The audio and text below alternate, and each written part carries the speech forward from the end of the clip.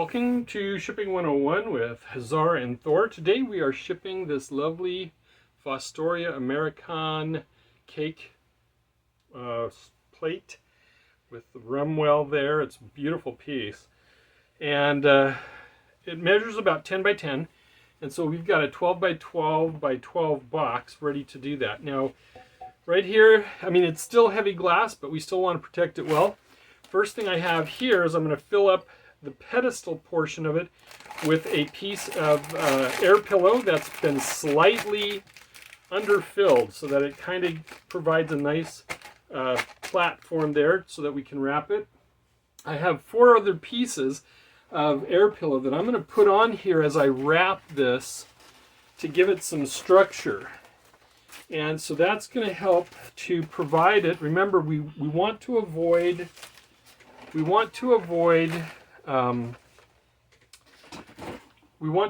having edges as much as possible.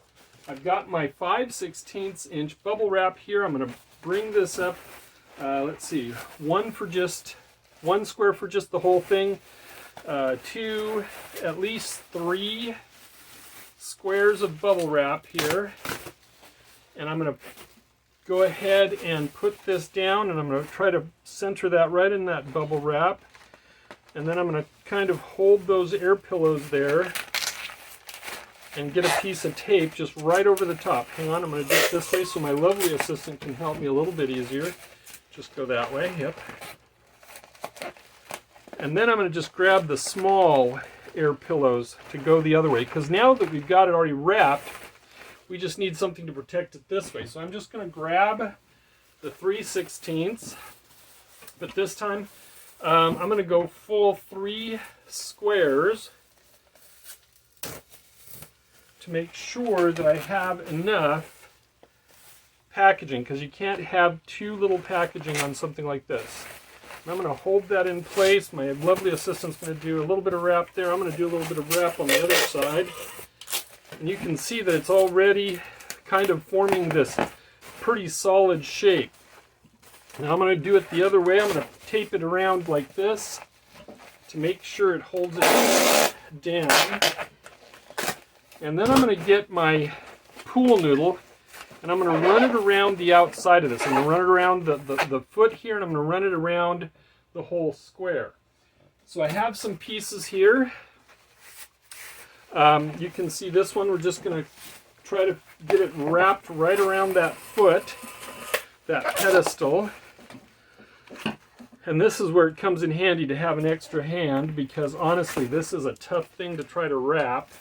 I know some people say, well, just wrap part of it and then wrap part of it. It's like, if I can do it in one shot, that's a little bit better structure, a little bit better protection. There we go. So that protects the foot. That's really nice. And now I'm going to grab some of these. Now, because this is square, we really can just do a piece like this and then another piece. That's definitely a possibility. I'm going to turn this over just briefly here, and I'm going to go ahead and cut down one piece. Just like that. Just slightly longer than the edge. I'm going to go ahead and do that for the others now. All the same size, because I measured it. Whoop, lost my piece there, my piece of pool noodle. I'm just going to grab it back. We're just going to do that one more time. Now we should have 4 pieces of pool noodle. And I'm just going to hold that there. We're going to put one there. I'm going to turn it. And you can see that that pool noodle protects that corner just a little bit longer. Turn it.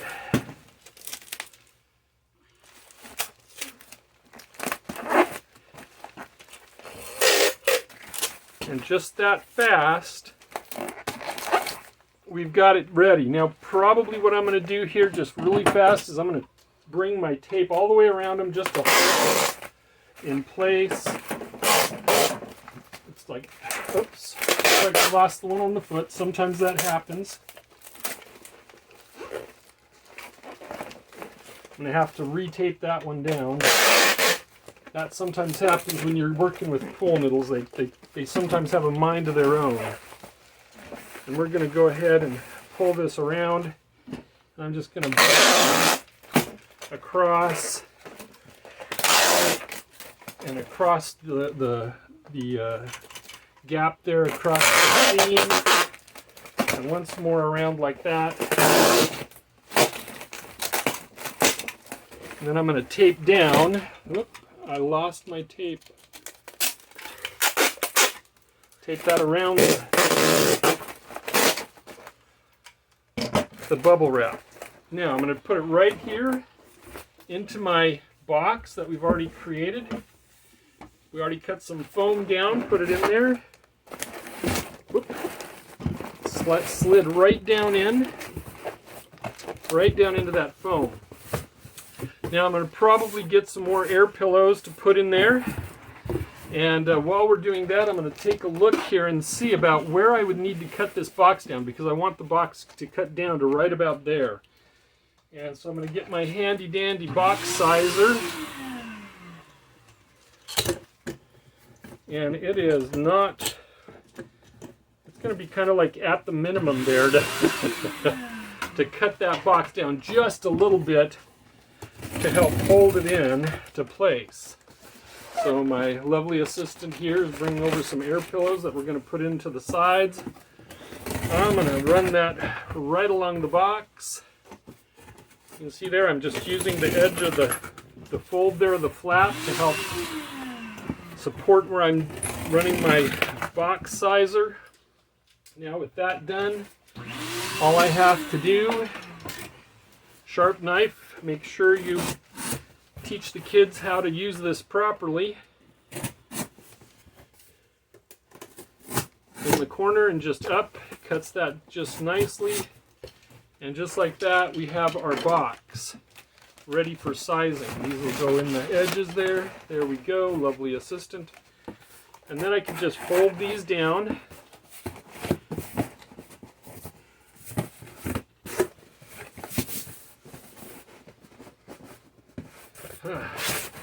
We're going to need a couple of, I think we're going to need just a couple more in the corners. Or pool noodles would work for that. We can take some pool noodle. That'll help provide structure for the box as well. We just dropped the pool noodle in, measured it to the height we wanted, and then we just cut 4 of those, one right after the other. And we are set to go. So, structure for the corners, padding for the sides and the top. Push that down, and there we have it. Now, if you ever worry about the top not being flush, this is a quick way to do it.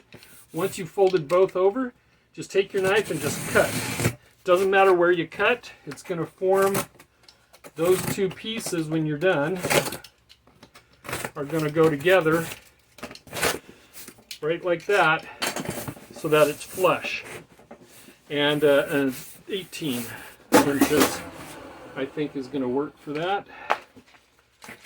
And there we have the 10 by 10 box. It's a 12 by 12 by 12 box. So now typically with these flaps here, I was going to do that on the side.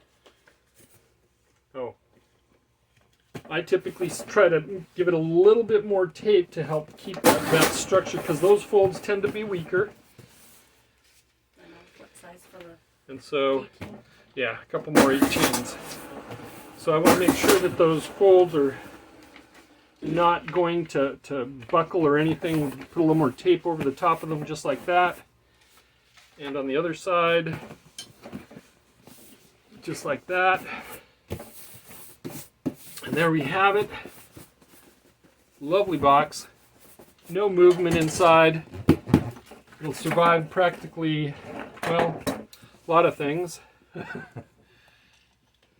Our inventory number, it is 10 inches tall, 12, 12, 10. So that's a quick way to package your cake plates. And be sure, if this is useful, to comment, like, and subscribe. And this is, until next time, this is Zar and Thor.